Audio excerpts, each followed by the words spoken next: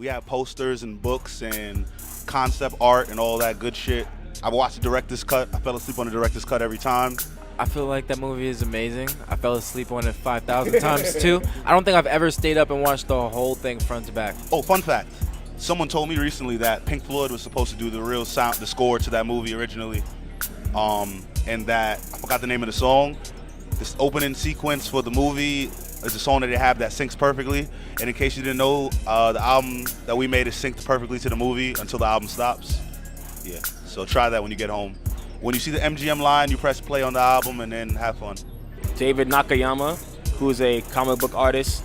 He also drew Deadpool amongst some other Marvel characters. My manager that's standing behind you, he listens to everything we say, and we told him we wanted somebody to draw something great for us. And he said, who better than somebody at Marvel? That's the shit that we grew up on, reading comic books, watching TV, playing video games. It was like a dream come true on some shit. We approached this with intent to change and to basically reestablish that we already psychedelic hip hop artists, and not like, oh man, like, we're new to the world, but we've been doing this, you know?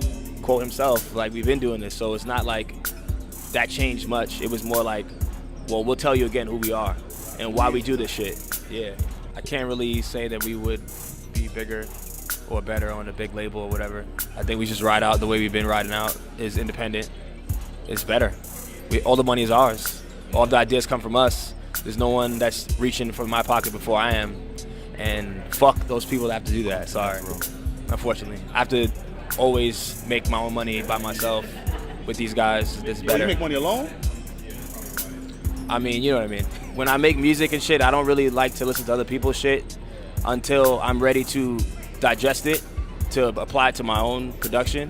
And I guess I don't really look at other people's and say, I need to do what they're doing. I'm thinking, like, how does that make people feel? What is the reaction that this producer gives people when he does this particular thing, you know? And how can I apply it to what we do? But it is important it was important for me to do the whole first album, just because, like, I've been producing everything for us this whole time. I didn't see why we had to go get somebody else. They would probably spend a lot of money too doing that. And this is all me, baby, so it's lit. You don't need nobody else. That's how I feel. I make a beat with all of them in there. And then when we go to sleep, before I go to bed, I send it to them. Or I don't, because I fall asleep from smoking too much weed. Sometimes I don't want to see him make the whole beat. Sometimes I just want to see the sample that he's cutting and come back 5 hours later and see what he has. Sometimes I want to be there for the whole process.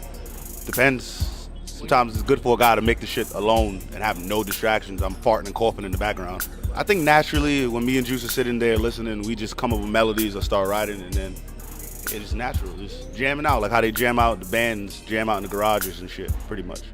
I was just having a talk with Kurt Knight and ASAP Ferg the other day, and I had a talk with Joey the other day, and we had a talk with Rocky the other day. We all saying the same thing about how we need to talk to each other more, and we're all from the same city, and we all are fans of each other's art, and we're all just trying to get better, and we all just want to be the best we could be.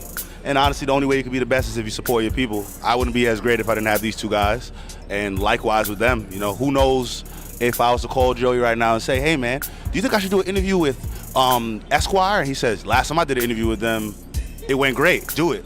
Or you think I should eat this girl's fucking vagina that I just met? Hey Rocky, I know you got fucking problems, should I do this? And he says no. And that's very important. Camaraderie is very important.